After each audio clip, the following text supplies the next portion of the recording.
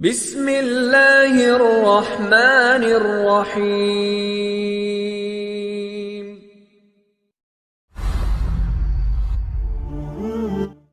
Dalam melakukan sebuah ibadah ini, pasti akan ada hambatan dari syaitan, membuat kita malas, membuat kita tidak mau kita negosiasi dengan dia.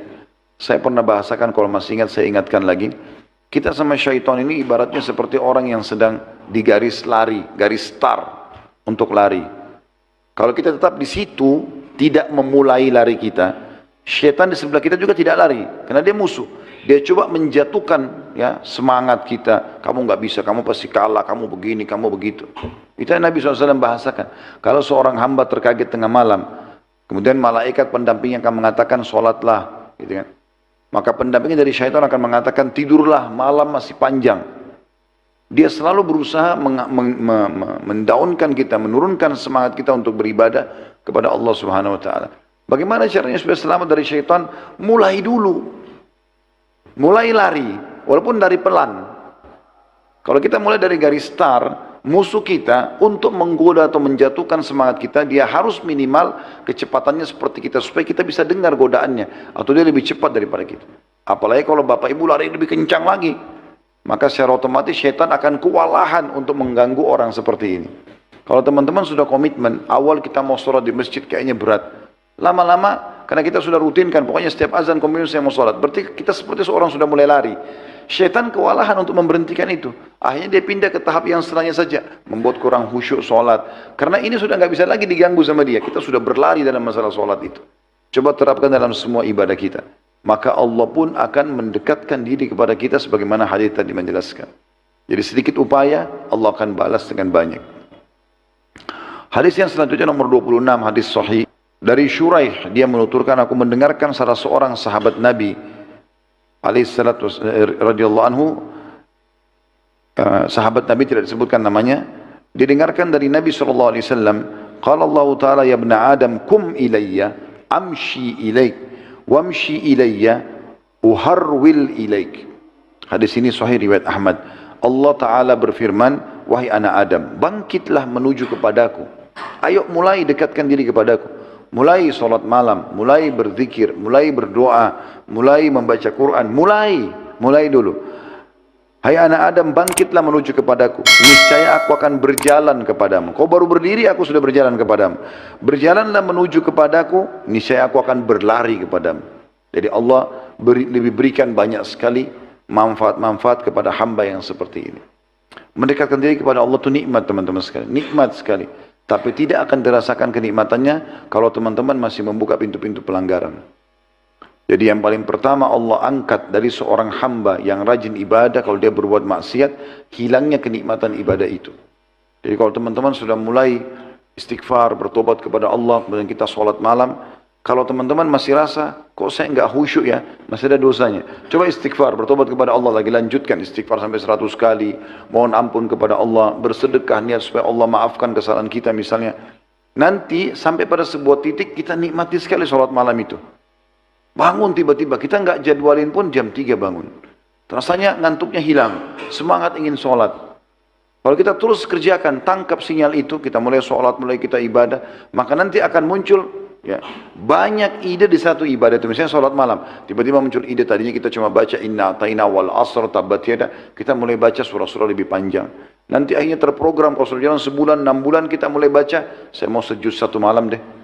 Bahkan fatwa sebagian ulama, khusus sholat sunnah, udah boleh pegang mushaf kalau sholat sunnah. Kita pegang misalnya handphone yang ada Al-Quran, atau kita pegang Quran. Kalau di masjid biasanya itu imamnya ditaruh Quran besar depannya kalau Ramadan, supaya dia baca 30 juz Al-Quran 1 malam 1 juz. Tapi di sholat sunnah ya, sholat wajib tidak ada fatwa masalah itu. Itu untuk memudahkan, misalnya kita karena sudah biasa sholat malam, nanti kita muncul ide di satu ibadah sholat malam itu, mulai membaca 1 juz Al-Quran. Nanti sampai tidak disangka kita akan baca banyak sekali. Kata Abdullah bin Umar radhiyallahu anhu, saya pernah sholat malam bersama Nabi alaihissalatu wassalam. Begitu beliau sholat di masjid, saya datang. Lalu kemudian saya ada di sebelah kiri beliau, lalu beliau pindahkan saya ke sebelah kanan. Kemudian mulailah beliau membaca. Awal dari Al-Fatih beliau membaca Al-Baqarah. Saya berpikir beliau akan menutup atau ruku dengan 100 ayat pertama. Ternyata beliau sambung Saya berpikir beliau akan berhenti di 200 ayat yang ke-200, ternyata beliau sambung. Saya berpikir nanti selesai Al-Baqarah beliau akan rukuk, ternyata beliau sambung. Beliau baca Al-Imran, lalu beliau membaca 100 ayat pertama, saya pikir beliau akan tidur. Lalu kemudian beliau lengkapkan ayat ke-200 dari Al-Imran, karena 200 ayat, ternyata saya pikir beliau akan rukuk, ternyata tidak, beliau lanjutkan lagi.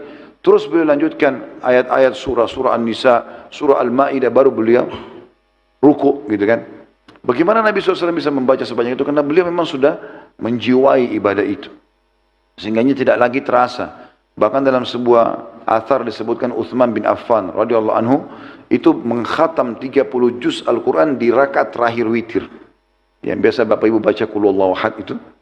Uthman bin Affan baca 30 juz. Bagaimana bisa Ustaz? Ya itu kuasa Allah. Kalau kita sudah rutin kerjakan, Allah berkahi, Allah mudahkan. Sebagaimana Bapak Ibu di sini kalau tidak biasa sedekah, kecuali cuma 2.000, 5.000 itu pun masih nego sama syaitan. Kayaknya masih besar tuh, ya deh gak usah, gitu kan, gak jadi. Maka gak akan sedekah 1 juta, gak akan sedekah 100 juta. Tapi ada orang memang sudah jiwanya dia mau lakukan, Allah dekatkan diri juga kepada dia karena dia mau, maka terbuka pintunya. Ada satu jemaah saya, Masya Allah, sampai dia mengatakan, Ustaz saya ini seperti orang ketagihan dengan sedekah. Kalau gak sedekah sehari rasanya ganjil. Dan kalau sedekah luar biasa, sedekahnya 1 miliar. Sedekah ini umum, bagian kasih ke orang, bantu ini, bantu itu, dan luar biasa rezekinya. Cuma duduk di rumah, datang sekian uang banyak dari pendapatan ini. Allah mudahin, tidak sangka, gitu kan? Tidak disangka. Mulai dulu teman-teman sekalian. Maka Allah SWT akan berkah, itu yang dimaksud dengan hadis ini. Hadis selanjutnya, hadis nomor 27, masih bab yang sama di sini, dan ini yang terakhir dalam bab kita. Sahih li ghairihi. Dari Ma'khil bin Yasar radhiyallahu anhu Rasulullah SAW bersabda, yaqulu rabbukum ta'ala ya ibna Adam tafarraq li ibadati amla qalbaka ginan wa amla'u yadayka rizqa wa ya ibna Adam la tuba'id minni fa amla qalbaka faqran wa amla yadayka syugla. Hadis ini sahih riwayat Hakim. Kata Nabi SAW, Rabb kalian, pencipta kalian yang maha tinggi, Allah berfirman, wahai anak Adam, curahkanlah waktumu untuk menyembahku. Luangkan waktumu, khusus. Salat nggak ada negosiasi, langsung. Majelis ilmu hadiri. Kesempatan baca Quran, baca Quran. Sedekah jangan tunda. Mungkin teman-teman itu amal terakhir kita. Selalu berpikir, kalau antum lagi ibadah, anggap itu ibadah terakhir. Itu yang Nabi SAW ingatkan para sahabatnya. Beliau kalau lagi mau imami salat, beliau mengingatkan, Sallu salatal muwadda'ah.